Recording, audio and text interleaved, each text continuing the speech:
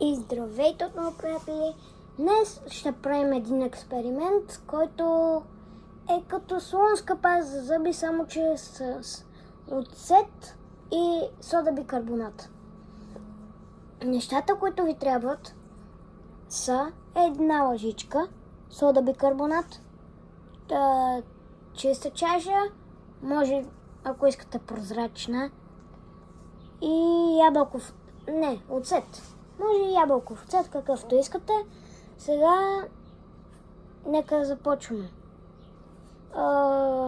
Слагаме от оцета.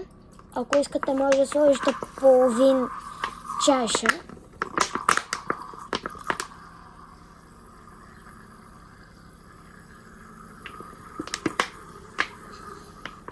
Добре, това мисля, че е достатъчно.